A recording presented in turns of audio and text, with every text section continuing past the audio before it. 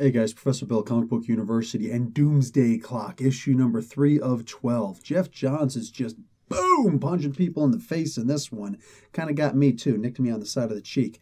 All right, so what we have is, we finally figure out who who Rorschach is in this, the version of Rorschach. Or at least, I think.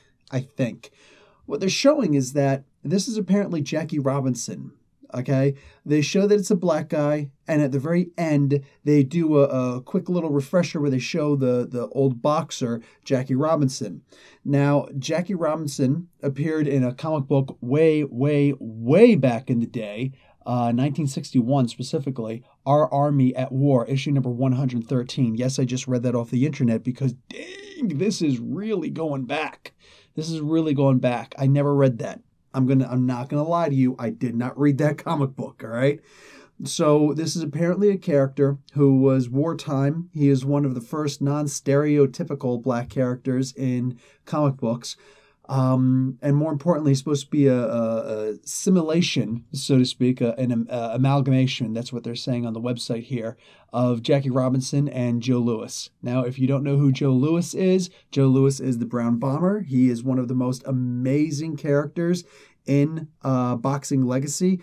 What do you call it? And on top of that, here, you know who Cinderella Man is, right? Here's the guy who beat him.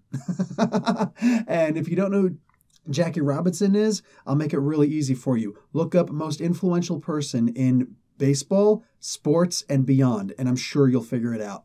Okay, moving on from there. So that's who I'm presuming this character is, because they just led everything in there, which is interesting, but it also means that we know absolutely nothing about this character at this point. Absolutely nothing.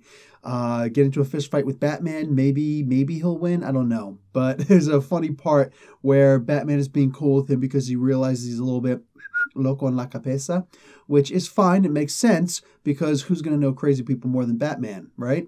So Batman says, okay, I'm reading Rorschach's journal. I'm reading this journal here, Vate's journal, and I know where Dr. Manhattan is. So they both go out. They both have their little bat repeller thing, and it's really funny because Rorschach looks at it and he's like, hey, do you think, where do you get your equipment from? Maybe I could get some? And Batman's like, oh yeah, sure, I think so. Oh, wait, hey, we're here. Okay, Dr. Manhattan's in here. So Rorschach goes in, and sure enough, we're all crazy in here. I love that. So he gets trapped up in this cell, and Batman closes the door, and the dude's like, I'll kill you. Wait, no, I won't kill you. I apologize. Please let me out. Sorry, bud, but you belong in here. And Batman walks away. Oh, wow. Okay, and a little bit more than that, that was just amazing. Like, to me, that was just absolutely awesome. I love how they did that. But then we're going to switch over to the comedian coming over. He shot up Lex Luthor, and now he's going after Vate at this point. And that's Ozymandias. And Ozymandias, he's able to use his little ninja-like moves and whatnot. He only takes one really good hit to the face. And of course, there's the commentary, hey, it would have been pretty poetic if you would have gotten punched out of the window, right? They also show that Dr. Manhattan had apparently saved the comedian at this point. So that's the explanation how he's still alive. He never technically died. So a little bit of a switch up here. And then there's just this fight here and whatever. I'm not entirely sure. It looks as though maybe Ozymandias may have died, but I doubt it. I highly doubt it. Either way, it was pretty cool. This was really cool. Like, you're thinking he's going to get away scot-free. There's no way. And no, there isn't any way. Anyway, so now comedian is kind of on the loose. This is going to be interesting, I do declare.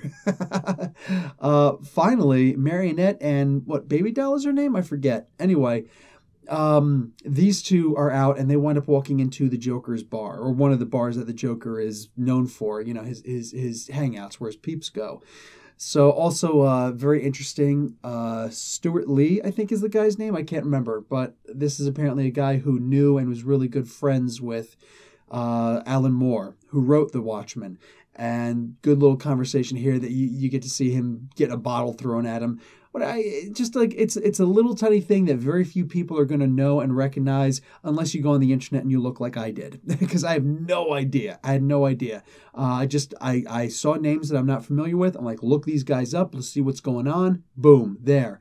So what happens is they wind up beating up on everybody. And exactly like I was hoping, and I'm already madly in love with these characters, the marionette dude, he actually does have an imaginary gun in his hand that he seems to make real. He believes that it's real, something to that effect, and he's able to actually shoot people up with it. He's even able to make knives appear, which we'd seen, but he never actually used them yet effectively. So this was interesting. I love this. So characters, go figure, characters coming from the Watchmen universe who actually have superpowers who are not named Dr. Manhattan. Interesting. Very interesting. I love these characters. And what I was hoping was going to happen is apparently happening now because they say, hey, let's go find out who this Joker guy is. Oh, I'm in love. I'm in love.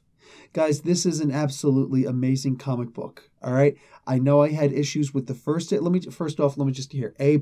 Oh my God. This comic book absolutely blew me away. This comic book legitimately blew me away. This was wild. Look, I am not like you. You listen to my channel. You know me. You get to know me. I am not just going to be a talking head who's going to repeat what everybody else on the internet is saying. And I find out what everybody else on the internet is saying by people leaving comments like, you don't know what you're talking about. Everybody loves this stuff. Shut up, man. I'm not going to shut up. You go away. All right?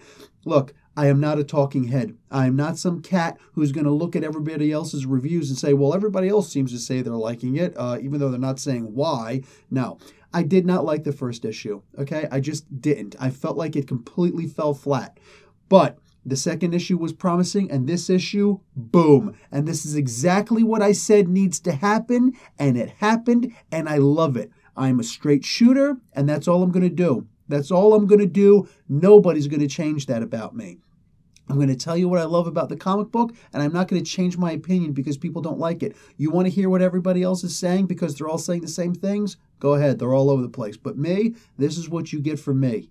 That being said, I was hoping that by the third issue is going to be good. People were like, oh, but don't drop off if the third issue isn't good. I'm not going to drop off if the third issue isn't good. I'm still going to keep reading it's only 12 issues. It's not that big of a deal, and I don't hate the comic.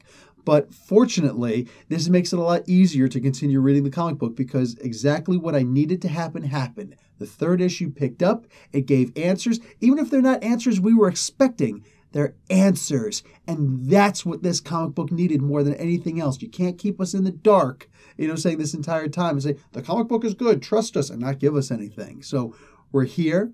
I think that right now we're at a perfect point in this comic book. It doesn't have to get better than this. It just has to maintain this course. Give an answer. Give us another question. This is fantastic. I'm loving this. So I want to see more about how all these things are happening. Interesting point when Marionette goes and said, Baby Doll, whatever her name is, she says at one point, this isn't Jersey. Well, actually, Gotham City is in New Jersey. Just saying. So that being said, it's not her New Jersey. This is genuinely a fantastic comic book. I'm loving where this is going right now. Batman is actually full-fledged into this, and we're seeing that there's some backstories, and although we don't necessarily know why or how the universes are merging with each other, we're seeing the ultimate effect. And that's what I love about this comic book. I love that about this comic book. They don't necessarily tell you what's going on in certain aspects. They'll instead let you figure it out on your own. And the thing that I figured out that I love about this is that we see the DC universe, which is usually very ordered. You've got the most powerful superheroes in comic books beating up on all the most powerful bad guys most of the time in the comic book universe, but they're keeping them in check. And for the most part, the regular people, if you ever get to see them, love their heroes. But here, this is something a little bit different. Aside from the Batman comics, you usually just have, if the people exist, they just love their heroes in general. Here, you have the people are actually questioning their heroes. It's actually starting to sound a lot like the way that Marvel's been doing things, but more importantly, it's the way that the Watchmen universe does things. So I love that that's bleeding into each other right here. That is fantastic. I love that they're being questioned. Okay, that's it for me. I spent enough time on this. All right, guys. Professor Bill, Comic Book University. Class dismissed.